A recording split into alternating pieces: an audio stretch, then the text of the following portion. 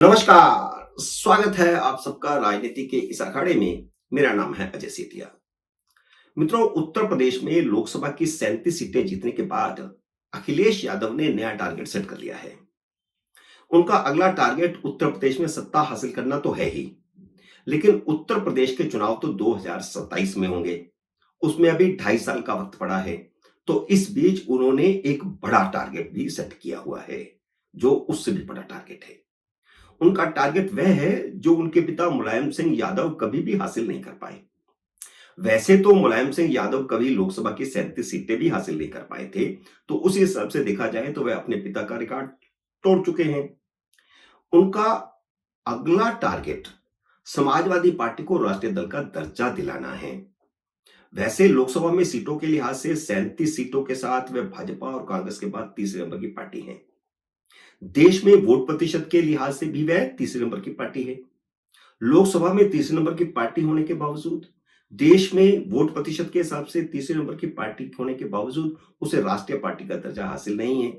लेकिन आम आदमी पार्टी को राष्ट्रीय पार्टी का दर्जा हासिल है, क्योंकि दिल्ली और पंजाब में उसकी सरकार है। गोवा और गुजरात में 6% वोटों के साथ वह वहां क्षेत्रीय पार्टी बन गई। तो 4 राज्यों में जो क्षेत्रीय पार्टी को जिसका दर्जा मिल जाए, उसे राष्ट्रीय पार्टी का दर्जा मिल जाता है। उस नाते आम आदमी पार्टी तो राष्ट्रीय पार्टी बन गई।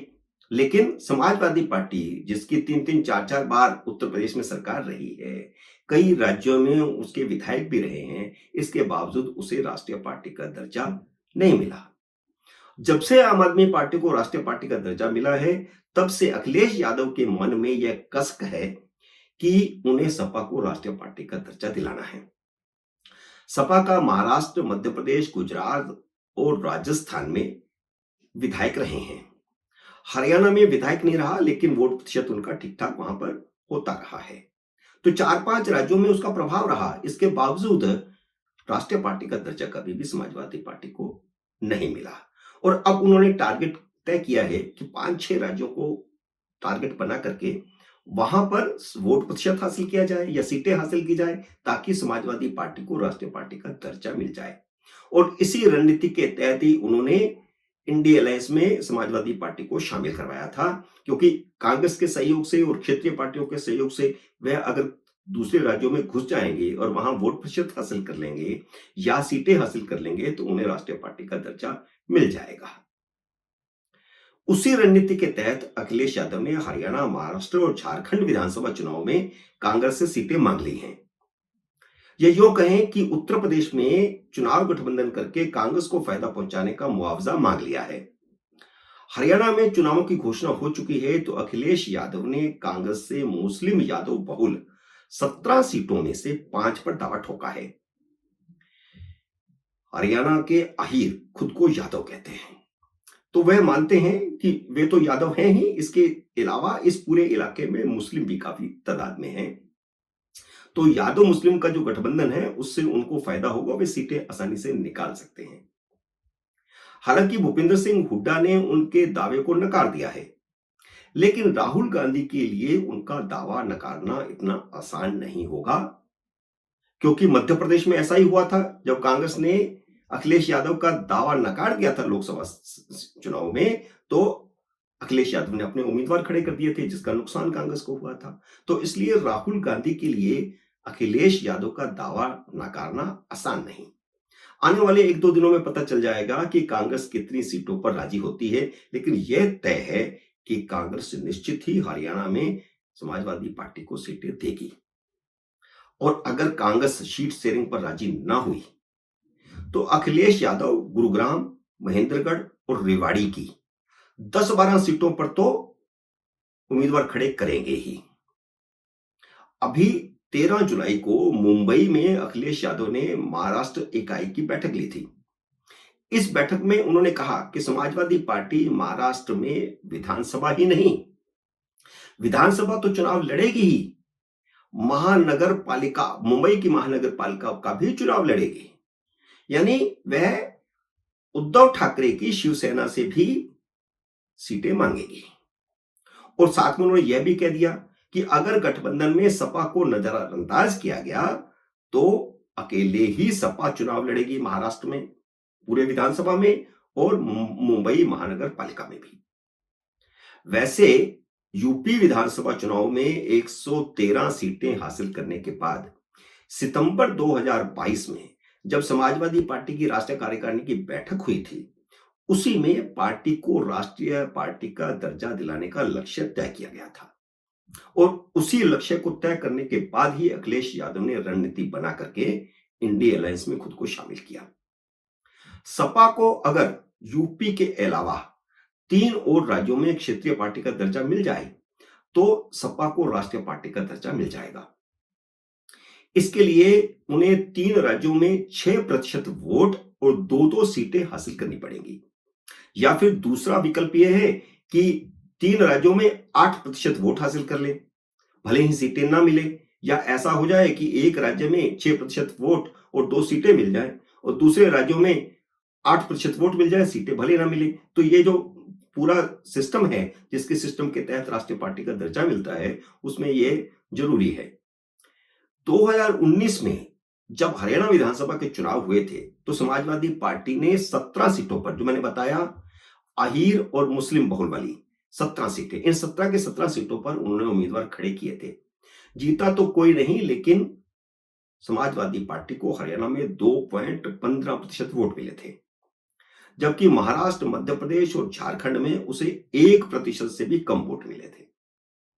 हालांकि महाराष्ट्र में वह पिछली बार विधानसभा की 2 सीटें जीती थी।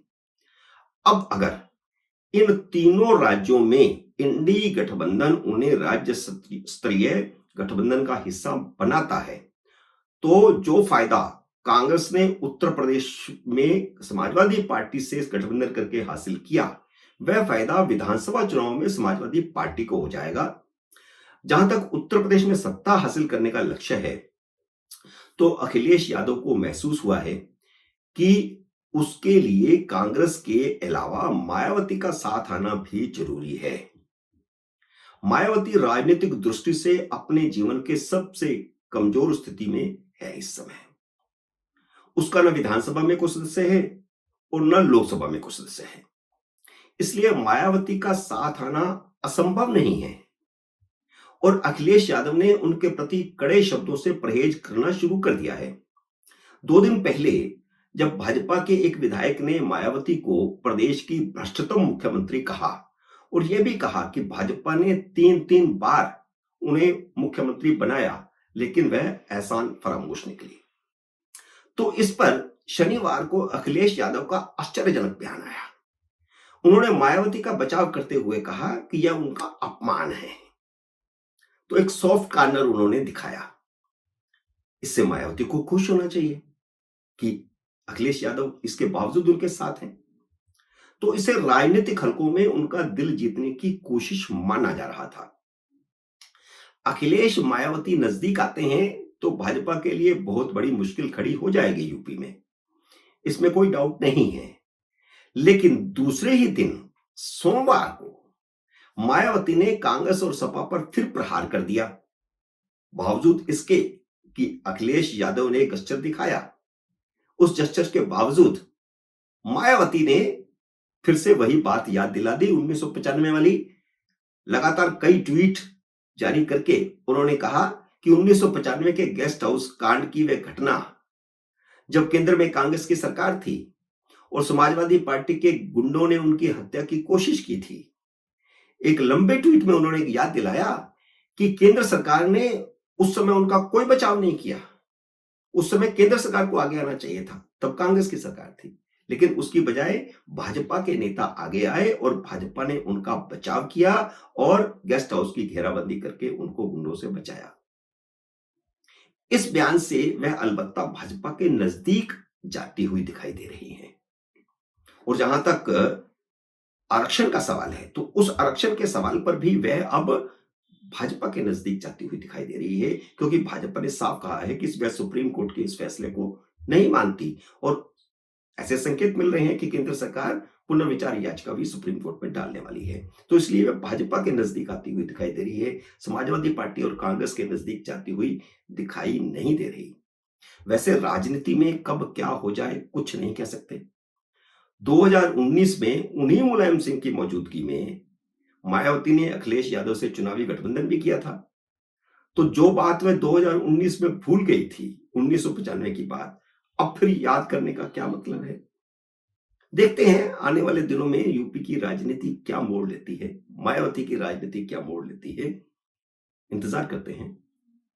मित्रों, उम्मीद है मेरा ये वीडियो आपको पसंद आया होगा। इसे लाइक और शेयर कीजिए। अगर आपने मेरे यूट्यूब चैनल को अब तक सब्सक्राइब नहीं किया तो कृपया सब्सक्राइब करके अपना आशीर्वाद दीजिए। जल्दी मिलते हैं अगले वीडियो में किसी अन्य विषय के साथ। तब तक नमस्कार।